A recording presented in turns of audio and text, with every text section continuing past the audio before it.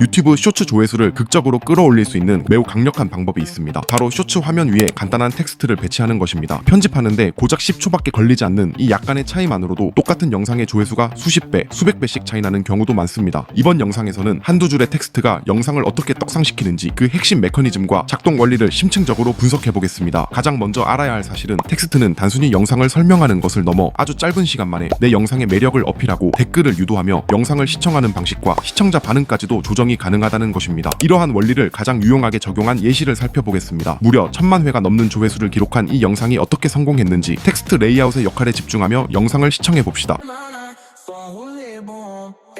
Chega e desencana com passo bem sou, passo bem sou, passo bem sou, na festa do fim de semana.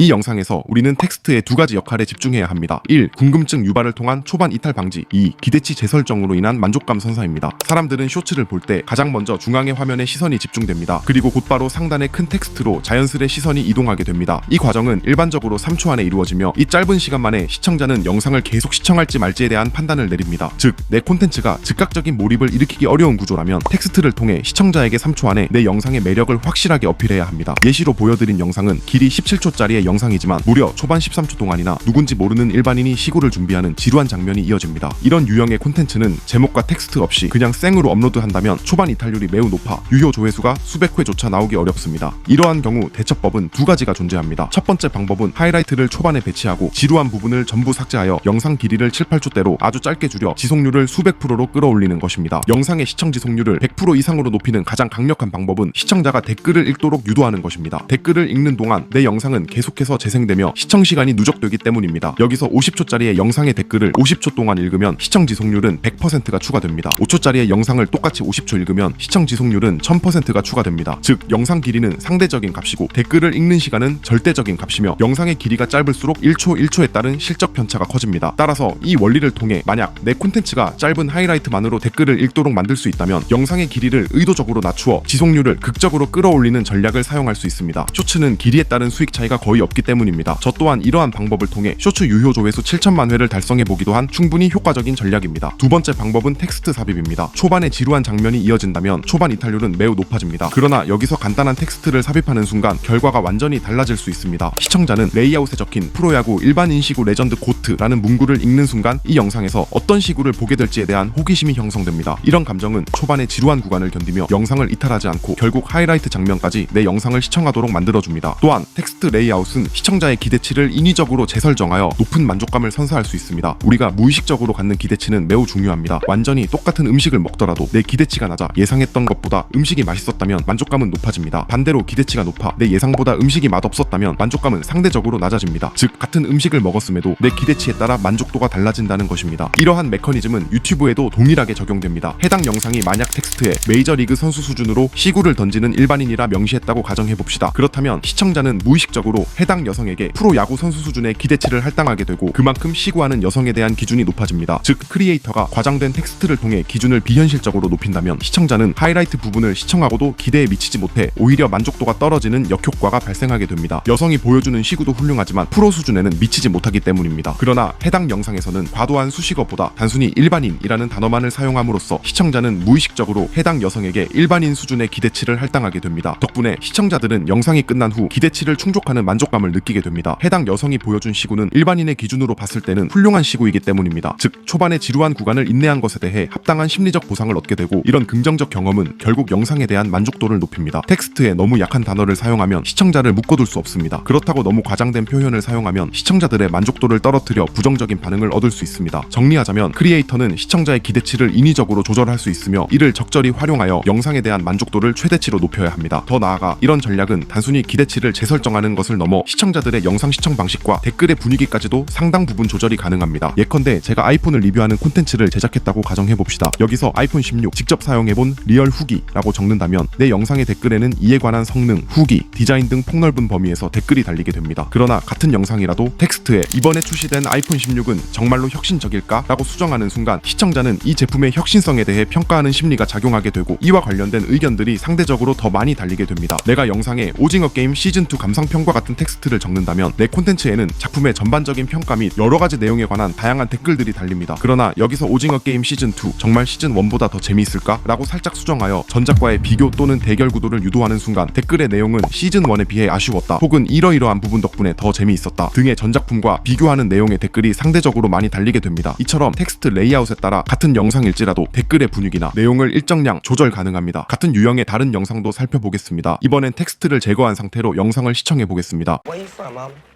From Englewood. Nah, where you from, mama? I'm from Englewood.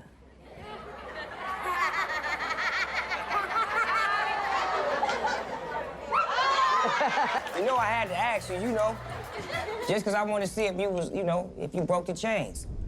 Niggas sweating you and checking you and asking you where you from, trying to draw you back into that negative world. Right. And I said you wouldn't allow me to do that. Period. Which is strong. I like that from you.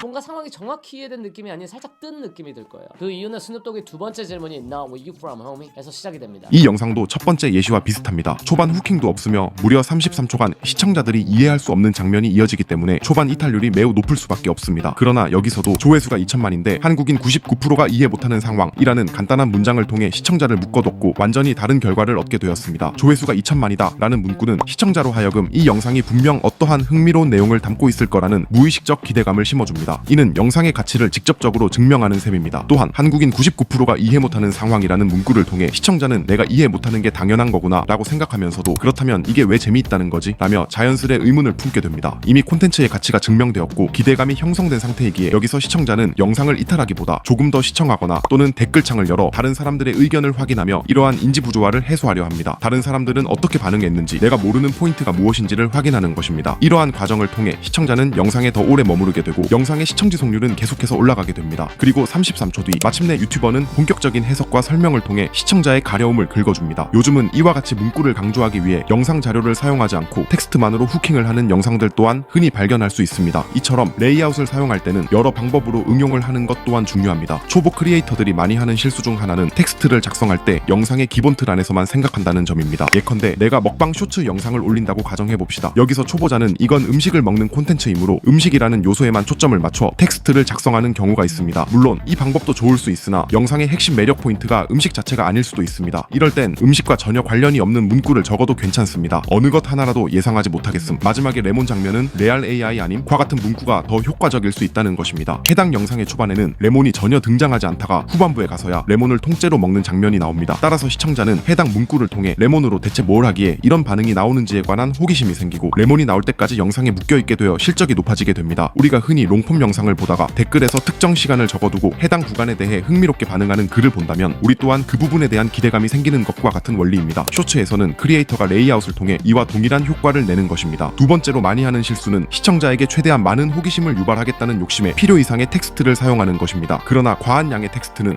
오히려 영상의 성과를 떨어뜨리게 됩니다. 문구가 많아질수록 시청자의 시선은 분산되고 핵심 메시지나 하이라이트를 직관적으로 파악하기가 어려워집니다. 직관성의 저하는 곧 후킹이 약해진다는 것을 의미합니다. 따라서 핵심 텍스트를 두 줄 정도로 짧게 작성하면서 최대 2개를 넘지 않는 것이 효과적인 방법이라고 볼 수 있겠습니다. 결론을 얘기하자면 조회수 떡상에 기여한 이런 거대한 연쇄적인 효과가 결국 단 2줄짜리의 간략한 텍스트로부터 시작되었다는 것은 효과적인 레이아웃 사용의 중요성을 명백하게 보여줍니다. 이를 인지했다면 그 다음 단계는 이러한 전략을 응용하여 자신의 콘텐츠에 활용하는 것입니다. 물론 이 과정이 쉽지는 않겠으나 수십, 수백만 조회수를 목표로 하는 쇼츠 크리에이터에겐 매우 중요한 필수 역량입니다. 여러분도 자신의 콘텐츠에 맞는 레이아웃을 심층적으로 분석하고 연구하는 시간을 반드시 가져보시길 바랍니다. 이외에도 유튜브에 관한 다양한 전략을 분석 및 적용하고 싶으신 분들은 고정 댓글에 전자책을 신청해 주시면 도움을 받으실 수 있을 것입니다. 이상 크리에이터 이지훈이었습니다.